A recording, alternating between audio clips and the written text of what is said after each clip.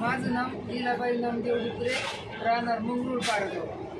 आणि आम्ही 5 जण आहेत पारगावचे आणि औरंगपूरचे 4 जण, असे टोटल एकंदरीत आम्ही 9 जण आहेत मंगरूळ आणि पारगावमध्ये. आणि आमची ट्रेनमध्ये आहे ना, आशाताईंनी आमची खूप छान व्यवस्था केली आहे. त्यांच्याबरोबर आम्हाला फोटो पण काढले आमचे. आणि हे आम्हाला स्टॉल त्यांच्यातर्फे आम्हाला हे मिळाले. खूप म्हणजे आम्हाला खूप आनंद वाटला, म्हणजे भारी वाटले. आणि आम्हाला ट्रेनमध्ये पण आल्यावरती आम्हाला 2 टाईम जेवण, नाश्ता आणि पाणी आमची खूप चांगली व्यवस्था केली, म्हणजे छान वाटलं. प्रवास आमचा खूप आनंदाचा झाला.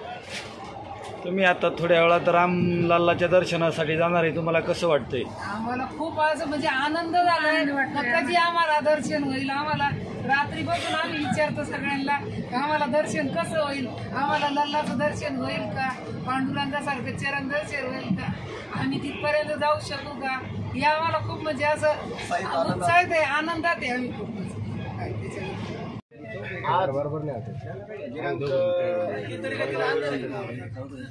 जुन्नर तालुक्यातून उदापूर या ट्रेनमध्ये बरेचसे भाविक भक्त आलेले आहेत. अयोध्येकडं पुणे स्टेशन येथून प्रस्थान केलं. त्या प्रस्थानात जवळजवळ उदापूर डिंगोरे घाटातून 40 ते 50 लोक, 40 ते 50 लोक. आणि प्रवासादरम्यान भारतीय जनता पार्टीच्या वतीने शिव लोकसभेतून आस्था ट्रेन निघालेली आहे. त्या ट्रेनमध्ये आम्हाला सर्वांना जेवण खावण, चहा पाणी, नाश्त्याची एकदम उत्कृष्ट अशी सोय झालेली आहे. आणि त्यामुळे ही जी यात्रा आहे ती एकदम सुखद अशी झालेली आहे.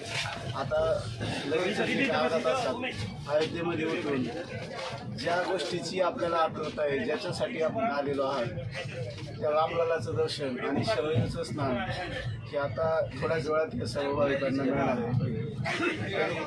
मी उदापूर डिंगोरे घाटाच्या वतीने